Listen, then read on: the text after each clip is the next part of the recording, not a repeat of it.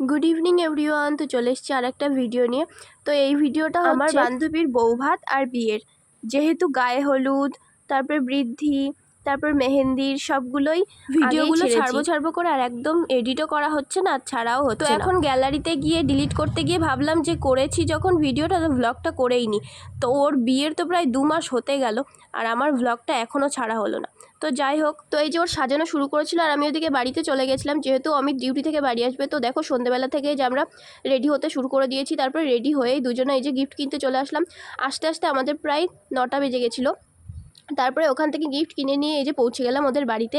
আর দেখো কত সুন্দর সাজানো হয়েছিল। ভেবেছিলাম এখানে কটা ফটো তুলবো প্রথমেই, তারপরে দেখলাম অনেক ভিড়, তাই তুলতে পারিনি। গিয়ে দেখি সব বান্ধবীর বরেরা পুচকু নিয়ে সবাইকে নিয়ে চলে এসেছে। তো এই যে কাকন, কাবেরী, সঙ্গীতার মেয়ে সঙ্গীতা, অদিতি, আরও অনেকজন বান্ধবী অনেক আগেই চলে গেছিলো। ওরা তো রিম্পার পাশেই বসেছিল। প্রথমে গিয়েই তো অনেক দেরি হয়ে গেছিলো বলে এই যে আমরা দুজনেই আগে আমপান্না নিয়ে নিয়েছিলাম। তারপরে এই যে ফুচকা খাচ্ছিলাম, আমি 4টে মতো ফুচকা খেয়েছিলাম। আর এই দেখো ওকেও দেখাচ্ছিলাম বলে একবার মুখটা ঢেকে দিচ্ছিল। সঙ্গীতার মেয়ে সঙ্গীতার মাথায় ফুল দিয়ে দিচ্ছিল, কত সুন্দর গোলাপ ফুল দিয়ে দিচ্ছিল। তারপরে এই যে বিয়ে স্টার্ট হলো, সবাই এবার মালা বদল হবে। প্রথমে তো শুভ দৃষ্টি হবে।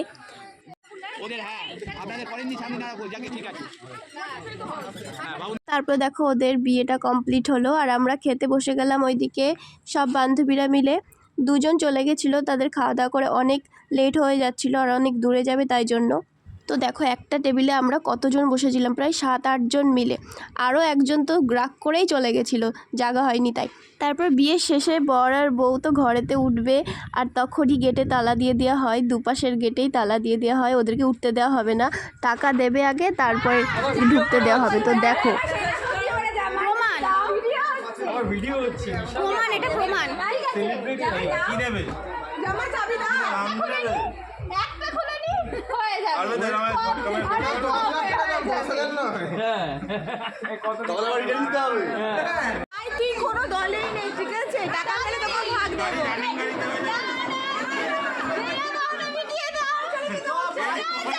এই যে শেষমেশ সবাইকে ঘরে ঢুকতে দেওয়া হলো। আর এইদিকে বাইক যেখানে পার্ক করেছিল সে তো সেখান থেকে নিয়ে আসলো।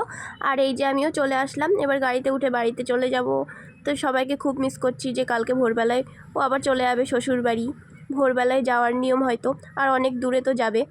তো এই যে আমরা বাড়ির দিকে রওনা দিলাম। তো দেখো পুরো চারিদিক ফাঁকা হয়ে গেছিলো, অনেক রাত, প্রায় 1টা বেজে গেছিলো তাই।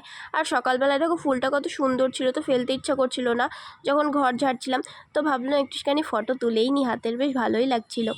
তো তারপরের দিন আমরা বৌভাত যাওয়ার জন্য সব রেডি হয়ে গেছি।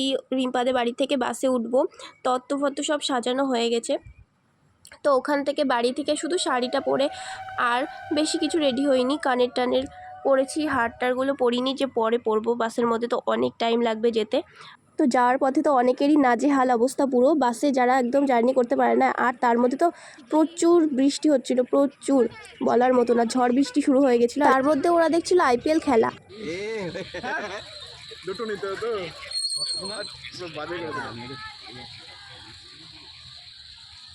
তারপর আমরা পৌঁছে গেলাম, আর গিয়েই আগে প্রথমে ওর সাথে দেখা করতে যাব। তো সবাইকে ডাক দিয়েছিল পকোড়ার, এখানে ভেজ পকোড়া, চিকেন পকোড়া সব রকম ছিল, কফি ছিল। তো এখানে ডাক দিয়েছিল নেওয়ার জন্য। তো আমরা সবাই এখানটায় এসে 1 প্লেট করে নিয়ে নিলাম।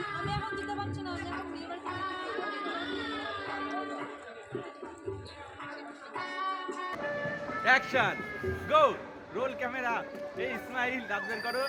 তারপর আমরা যেখানে যেখানে ফটো তোলার মতো, তো সেখানে গিয়ে ফটো তুললাম, ওর সাথে গিয়ে সেলফি তুললাম, ভিডিও করলাম। সব করার পরে এই যে আমরা 4 জন এক টেবিলে খেতে বসে গেলাম। তো এই যে ছিল মেনু, আর এই যে আমাদের প্লেট দিয়ে দিয়েছিল। তারপরে দিয়েছিল এই যে এগ টেবিল, শসা, পেঁয়াজ কুচি আর একটু সস। তারপরে ছিল রাধাবল্লভী আর চানা মশলা, আর সাথে তো ছিল লবণ আর লেবু, সেটা প্রথমে দেখায়নি জন্য পরে দেখালাম। আর এদিকে ছিল পিস পোলাও আর চিকেন কষা। তারপর দিয়েছিল আমের চাটনি আর পাঁপড় আর রসগোল্লা। তারপর দিয়ে দিয়েছিল কালাকাঁদ। তো দেখো মিষ্টি নিয়েছিল অমিত 2-3টে, তো সেটা নিয়ে হাসাহাসি করা হচ্ছিল। তো খাওয়ার শেষে ছিল আইসক্রিম, আর ছিল হলো পান মশলা।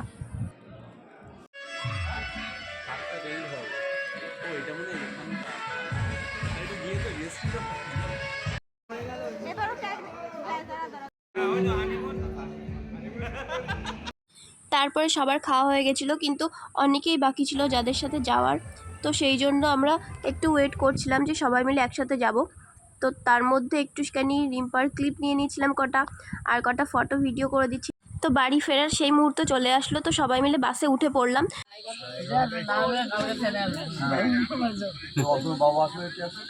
দীঘা দীঘা যাচ্ছে।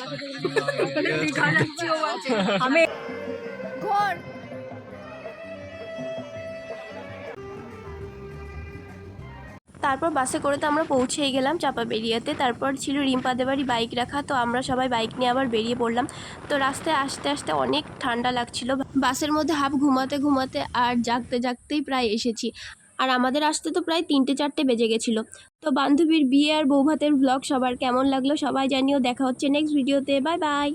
আর ভিডিওটা কেমন হয়েছে জানাতে একদম ভুলো না।